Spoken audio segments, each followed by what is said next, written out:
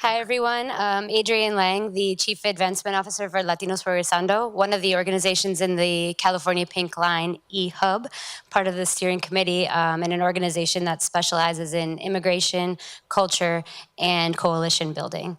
So our people are the diverse, passionate, entrepreneurial families living and working in the Marshall Square Little Village community, along with the nonprofit professionals and educators who work alongside them each day and come to our table. Surrounded by Kedzie to the west, Ogden to the north, Rockwell to the east, and 31st Street to the south. Our places include Douglas Park, Marshall Boulevard, the Cermak Commercial Corridor, and of course the California Pink Line. Our process involves shared leadership, meaningful collaboration, and inclusivity. So building our community table was simple because since 2010, a collection of organizations in the community have already been working together under the umbrella of what we call the Marshall Square Resource Network. Over nearly 10 years, we've grown from 3 to more than 40 organizations, including neighborhood schools, healthcare providers, and a diverse collection of social service agencies. Together, the network advances integrated solutions in health, education, and peace. And it's with that group that we work to advance the collaborative work of Elevated. Yeah, well, great day, everybody. How's everybody doing? All right, all right. Well, I'm Omar with Open Center for the Arts. Thank you all for coming and seeing us. This is awesome.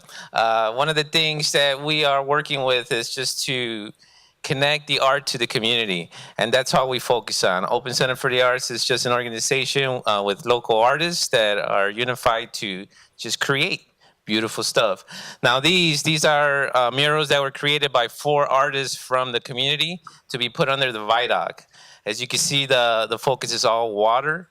This beautiful, beautiful, colorful stuff that is going to really bring a vibrant feel to the underpass of the viaduct that has always been dirty and not well taken care of. But now with these beautiful murals, I will be walking through that viaduct all the time.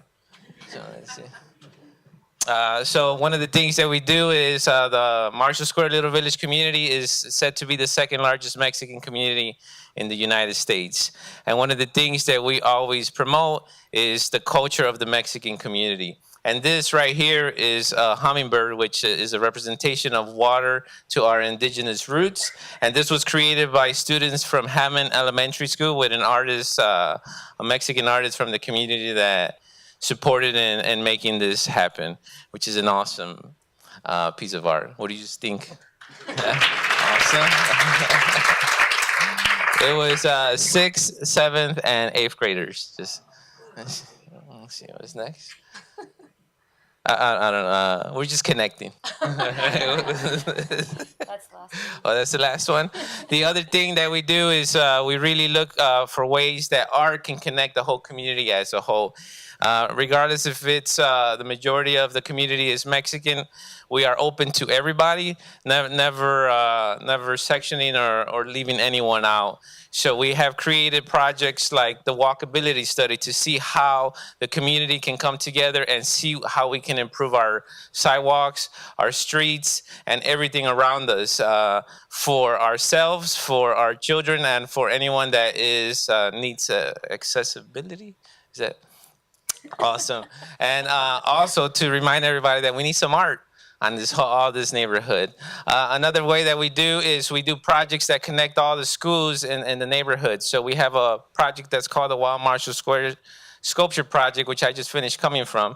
And it's where we take students from the community that are 4, 5, and 6-year-olds to Lincoln Park Zoo to learn about an endangered species. From there, they get to experience all kinds of things and what it is that we are doing to make the species endangered, and what it is that we can do to change that. And then they get to draw the endangered species. And then there's a selection made, and those endangered species get created into life-size sculptures and are going to be put on the boulevard. Another thing that we do is we are working on transforming green spaces into gathering spaces where everyone can come together. And one of the ways by doing that is to make a space where there is a bunch of art, all around there. So everyone wants to be there and just have a great time. When it comes to art, anything with color, anything with beauty, it just makes you happy inside, and it makes me happy inside. Well, I hope it makes you all happy too. So when it comes to color and beauty, one of our major projects in the neighborhood is taking this building that sits right on the corner of Cermak and Fairfield, just a few blocks from the California Pink Line station. It's been vacant for going on 10 years now, and we as partners and us as Latinos Progresando have been working to transform this, bring it back to life, and really revitalize it as a space that goes back to its original purpose, which was to serve the community that lives around it. Part of this process, we've done activation events, public forums, small focus groups with community residents, and some of the most incredible things that we've seen and learned outside of the mountains and mountains of DPD paperwork that we've been filling out is the amount of connection that people already feel to this place, people who learned how to read there or took their kids there when they were younger. So it's become a really important project for us and for the people who live around it to make this happen.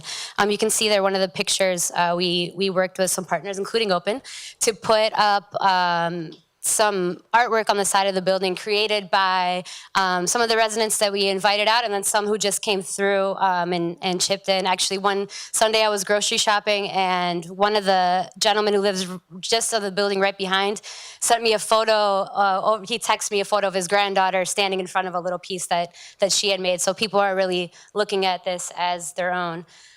We are closing in on our capital budget. We are hiring MBE and WBE contractors. We are really taking what we've learned as partners and putting it to work in this space.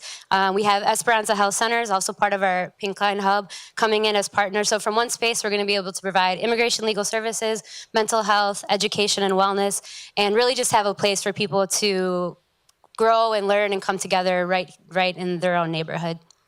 Isn't that a beautiful building?